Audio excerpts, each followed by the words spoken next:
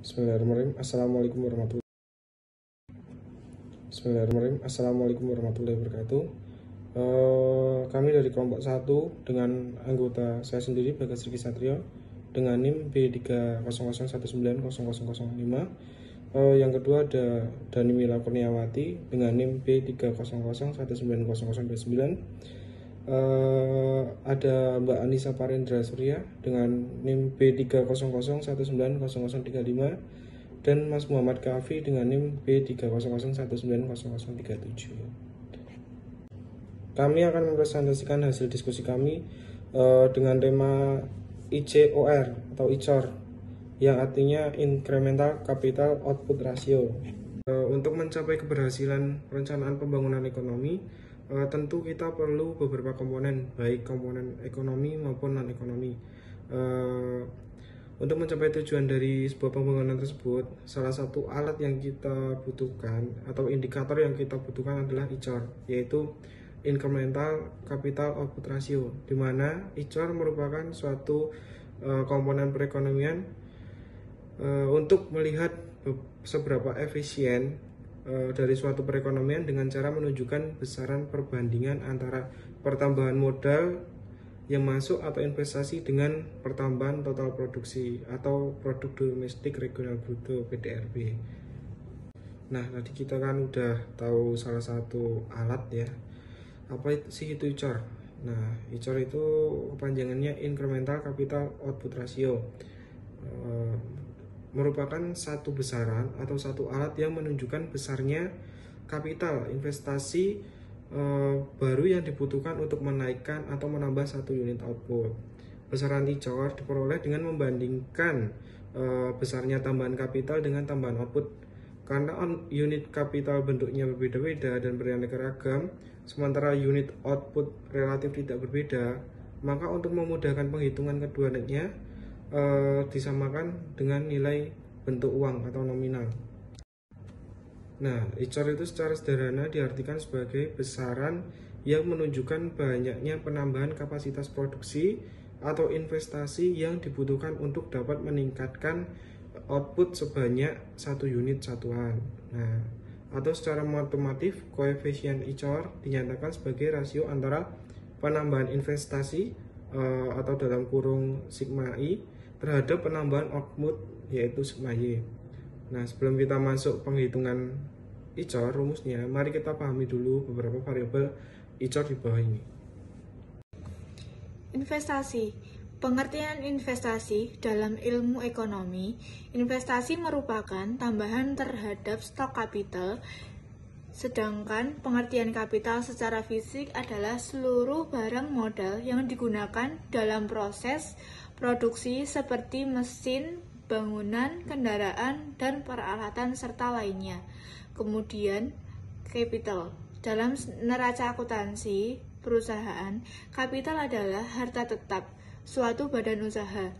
Secara umum, kapital disebut gross capital stock, yaitu akumulasi atau penumpukan pembentukan modal bruto dari tahun ke tahun yang digunakan untuk menghasilkan produk baru.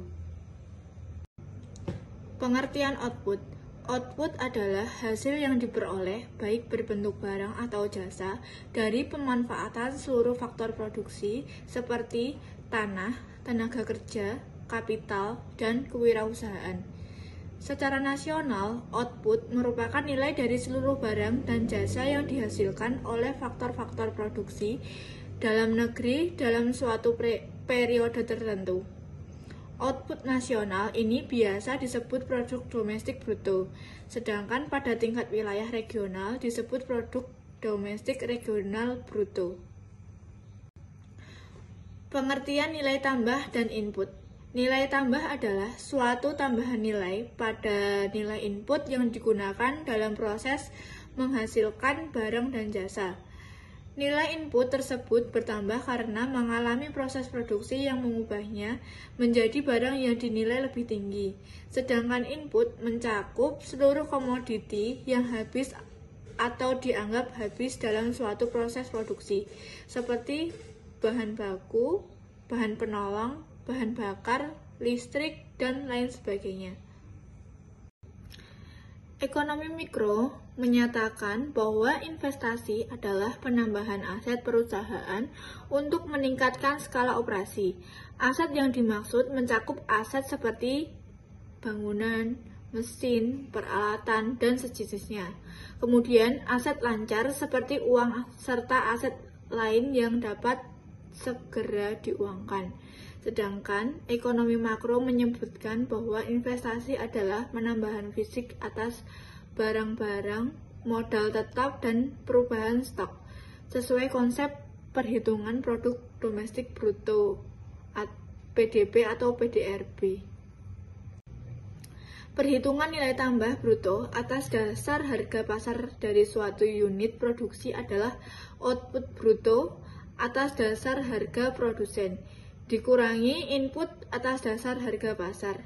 Nilai tambah bruto inilah yang dipakai dalam perhitungan ICOR. Pengertian ICOR sebenarnya didasarkan pada konsep rasio modal terhadap output yang disebut dengan capital output ratio. Koefisien modal output menunjukkan jumlah modal yang diperlukan untuk memproduksi suatu unit output. Konsep ini mendasari pemikiran tentang tambahan modal atau investasi yang diperlukan untuk meningkatkan output sebanyak satu unit atau satuan. Dalam ilmu ekonomi, secara umum dikenal dengan dua konsep rasio modal output, yaitu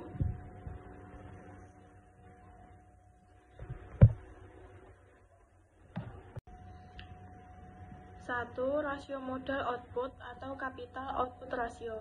Rasio yang menunjukkan hubungan antara persediaan modal yang ada dengan output yang dihasilkan, yang sering dikenal dengan average capital output ratio. Nilai COR diperoleh dengan cara membandingkan antara akumulasi modal yang digunakan dengan jumlah output yang dihasilkan pada suatu periode tertentu. Yang kedua yaitu rasio modal output margin atau instrumental capital output ratio atau ICOR. Rasio yang menunjukkan besarnya tambahan kapasitas atau investasi baru yang dibutuhkan untuk menaikkan atau menambah suatu output. Perbedaan antara rasio modal dan rasio marginal adalah rasio modal yaitu bersifat statis, sedangkan rasio marginal bersifat dinamis karena menunjukkan tambahan atau kenaikan. Maka, konsep yang sering digunakan untuk melihat perilaku investasi atau efisiensi dan kebutuhan investasi yang akan datang adalah konsep ICOR. Dalam hal ini, penambahan persediaan modal delta K sama dengan investasi I, sedangkan penambahan pengeluaran delta Y sama dengan penambahan pengeluaran agregat atau penambahan GDP. Delta K sama dengan I sama dengan investasi. Delta Y sama dengan penambahan GDP yang diharapkan. Berikut ini adalah rumus dari ICOR. ICOR sama dengan I per delta Y. Persamaan tersebut menyatakan berapa unit investasi yang diperlukan untuk menambah satu unit GDP. Rumus perhitungan ICOR ini dapat diartikan sebagai banyaknya kebutuhan investasi yang diperlukan untuk mendapatkan satu unit output. Sebagai contoh, misalnya besarnya investasi pada suatu tahun di negara A adalah sebesar 300 miliar, sedangkan tambahan output yang diperoleh dari hasil penanaman investasi itu adalah sebesar 60 miliar. Maka nilai ICOR pada negara A adalah sebesar 5 atau 300 miliar per 60 miliar. Maka angka ini menunjukkan bahwa untuk menaikkan satu unit output diperlukan investasi sebesar 5 unit. Maka jika keduanya menggunakan nilai uang untuk menaikkan barang dengan nilai 1 juta, maka dibutuhkan investasi sebesar 5 juta. pengaruh ICOR terhadap pertumbuhan ekonomi.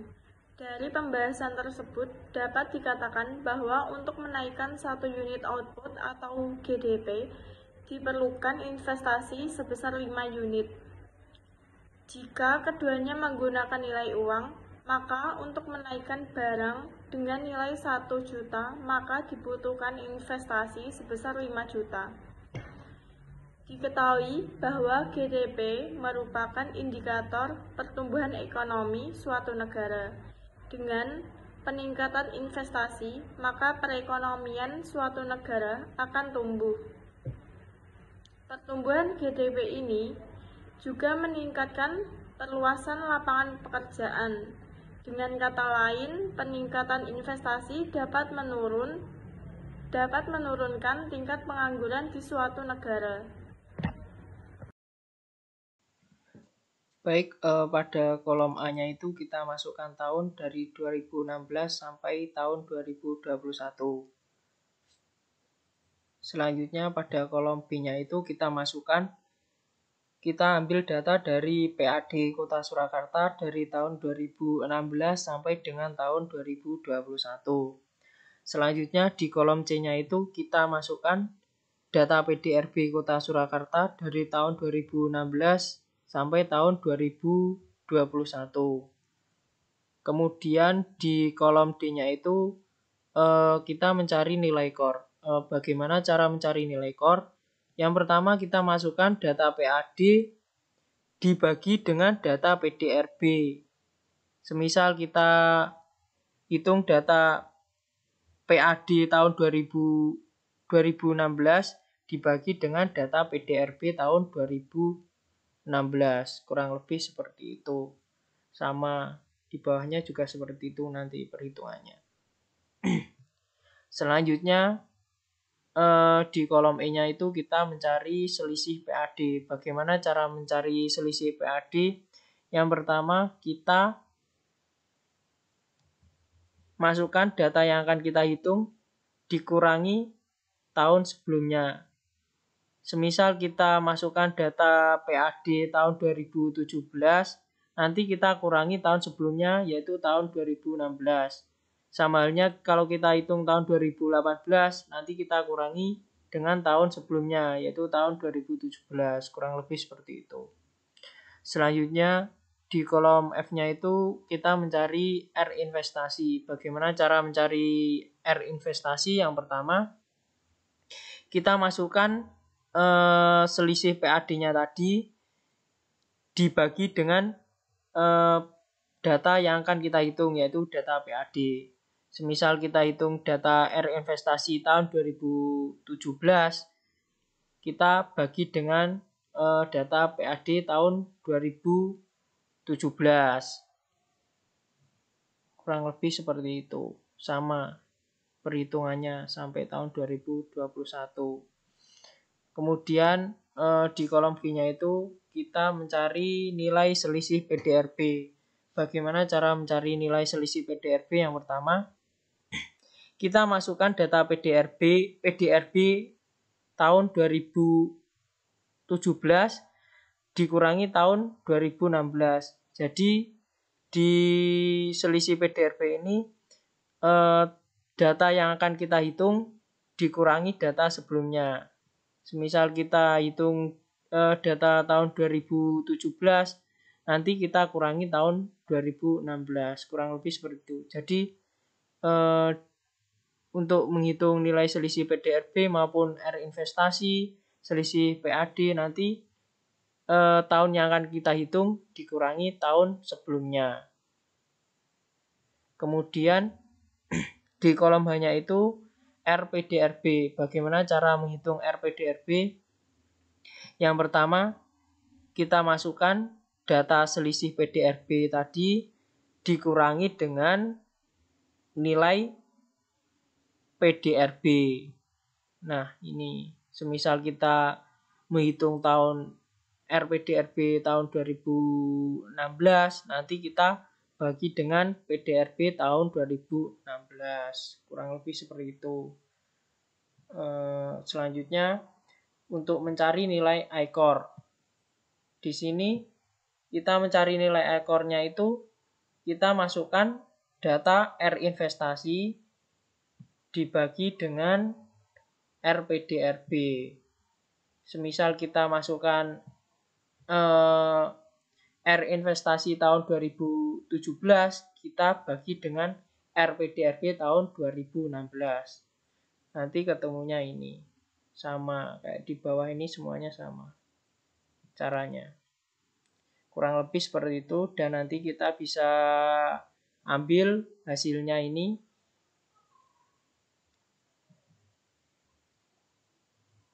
ICOR Kota Surakarta dari tahun 2016 sampai tahun 2021. Nanti ketemunya ini. Mungkin itu untuk mencari nilai ICOR.